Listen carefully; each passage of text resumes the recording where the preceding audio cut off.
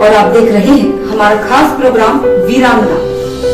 वीरांगना में हर बार हम आपको ऐसी वीरांगना से मिलाते हैं जिनके मन और कण में देश के लिए प्रेम और राष्ट्र धर्म है, जो समाज में रहकर भी सामाजिक बदलाव के लिए समर्पित होकर लगातार देश की सेवा कर रही हैं। आज हम आपको ऐसे ही वीरांगना से मिलवाने जा रहे हैं जिनका नाम है IPS हितिका वासल। जी हाँ, जिन्होंने बचपन से ही पुलिस अफसर बनकर देश सेवा करने की सोची और समाज में लड़कियों को उनके अधिकार दिलवाने का प्रण लिया। हितिका वासल का जन्म पंजाब में हुआ। जालंधर और चंडीगढ़ के बाद हितिका की पढ़ाई दिल्ली में पूरी हुई। जब हितिका तीसरी क्लास में थी तभी वो IPS किरण बेदी से प्रभावित हुई, क्योंकि किरण बेदी उनकी एक सहेली की बुआ हुआ करती थी। IPS किरण बेदी से प्रेरणा लेकर हितिका ने बचपन से ही अपना लक्ष्य निर्धारित कर लिया था और दिल्ली से ग्रेजुएशन पूरा करने के बाद हितिका वासल ने विदेश से अपनी मास्टर डिग्री पूरी की। लेकिन देशी मिट्टी की खुशबू और राष्ट्र धर्म हितिका को वापस अपने देश खींच लाया। हितिका ने वापस आकर UPSC की तैयारी शुरू की, जिसके बाद लगातार मेहनत करने के बाद तीसरी बार में हितिका ने 121वीं रैंक लाकर अपने सपने को पूरा किया और IPS अधिकारी बनी। हैदराबाद और राजस्थान में ट्रेनिंग के दौरान हितिका ने अपना तबादला मध्य प्रदेश करवाया। इसके बाद हितिका को सतना में SDOP के पद पर नियुक्त किया गया। सतना में कार्य के प्रति लगन और जुझारूपन ने हितिका को और भी ज्यादा मजबूत किया, क्योंकि उत्तर प्रदेश बॉर्डर होने के कारण सतना जिला हितिका वासल के लिए अपराध की दृष्टि से चुनौतियों भरा था। हितिका वासल का SDOP पीरियड पूरा होने के बाद सतना के तत्कालीन पुलिस अधीक्षक धर्मवीर सिंह यादव ने उन्हें अशोक चक्र लगाकर ग्वालियर के लिए स्थानांतरित किया। इसके बाद हितिका को अतिरिक्त पुलिस अधीक्षक ग्वालियर के पद पर प्रभार मिला। आज IPS हितिका वासल महाराजपुरा अनुविभाग और ग्वालियर अनुविभाग के साथ साथ ट्रैफिक की जिम्मेदारी भी अतिरिक्त पुलिस अधीक्षक ग्वालियर के रूप में निभा रही है। ग्वालियर जो कि राजनीतिक दृष्टि से काफी दबाव वाला क्षेत्र है, जहाँ हर वक्त राजनीति हावी होती है, फिर चाहे वो दबाव के लिए मंत्रियों का हो या प्रदेश के मंत्रियों का। उसके बाद भी हितिका वासल बिना दबाव के अपने फर्ज के प्रति समर्पित होकर निरंतर अपनी जिम्मेदारियां निभा रही हैं। वो लगातार महिला सशक्तिकरण के साथ साथ आम नागरिकों को हित में रखकर एक जिम्मेदार अधिकारी की भूमिका भी निभा रही है। तो देखिए क्या कुछ खास कहा हितिका वासल ने अपने इस इंटरव्यू में। वीरांगना में हर बार हम बात करते हैं उन महिलाओं की, उन वीरांगनाओं की जो महिला सशक्तिकरण के लिए देश, राष्ट्र धर्म और मातृभूमि को हमेशा ही समर्पित रहती हैं। और ऐसी ही वीरांगना के साथ आज हम मौजूद हैं ग्वालियर के पुलिस मुख्यालय में। हितिका वासल जी जो कि IPS हैं और 2017 बैच की IPS हैं। हम इनसे जानते हैं कि इन्होंने जो IPS की पढ़ाई करी और इनकी ट्रेनिंग जो कि सतना में रही, इनके परिवार से काफ़ी सपोर्ट मिला और महिलाओं के लिए काफ़ी जुझारू हैं, साथ ही उस विभाग के लिए जिसका इन्होंने कर्तव्य का पालन करने की शपथ ली है। मैडम आपका बहुत बहुत स्वागत है स्वदेश 24/7 न्यूज़ चैनल में। Thank you so much. Madam पहला सवाल ये है कि आपके परिवार में कौन कौन है और कितने लोगों ने आपको सपोर्ट किया?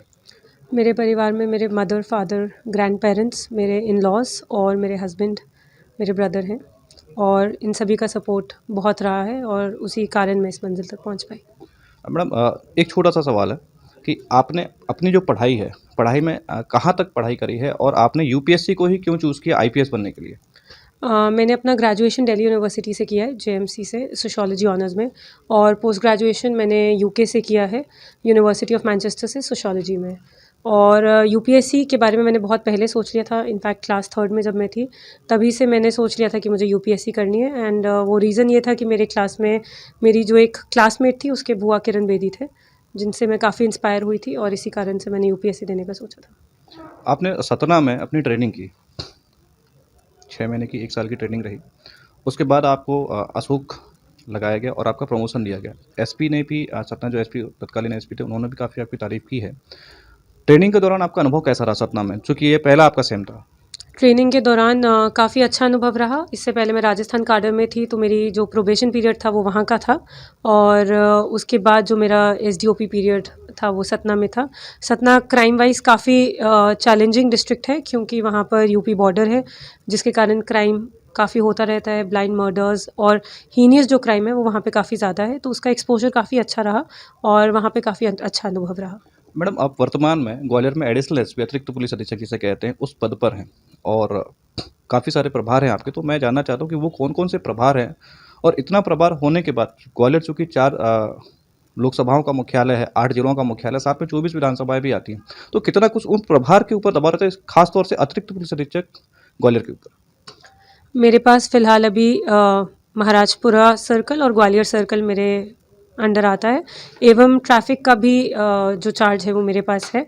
और ये जो हमारा दोनों सर्कल्स हैं ये काफ़ी क्राइम प्रोन एरियाज़ हैं, और ट्रैफ़िक का खुद में ही एक अच्छा प्रभार है, क्योंकि इसमें आजकल की बहुत बड़ी समस्या जो है वो ट्रैफ़िक है।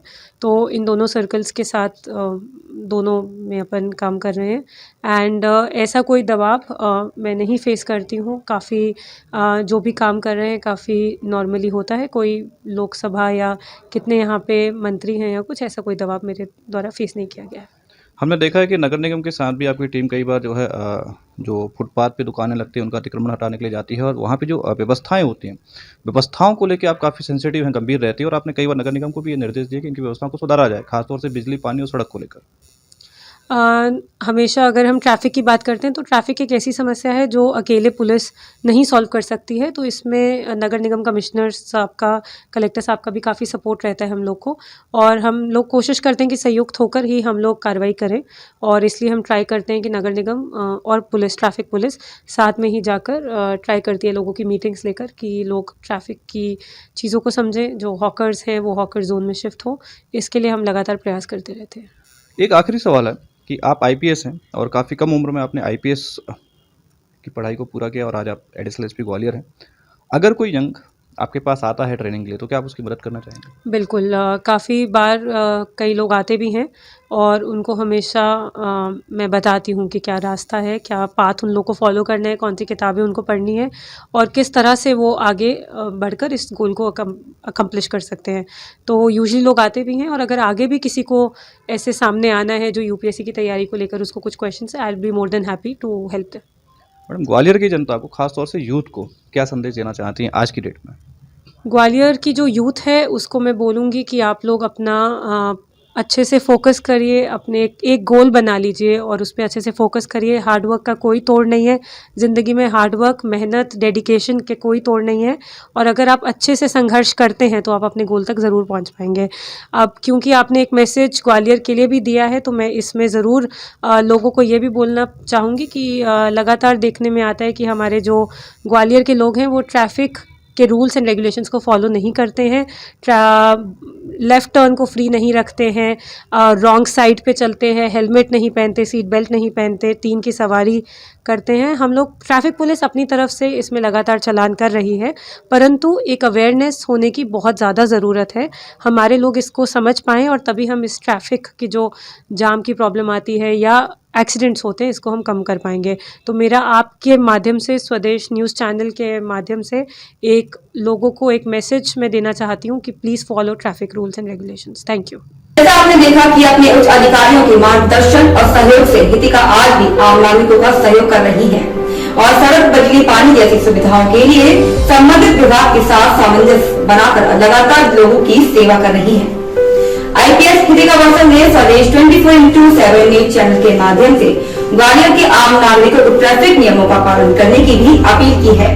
फिलहाल आज के इस कार्यक्रम में इतना ही। जल्द हाजिर होंगे एक और नई वीरांगना की संघर्षमयी कहानी के साथ। तब तक के लिए देखते रहें स्वदेश 24x7 न्यूज चैनल।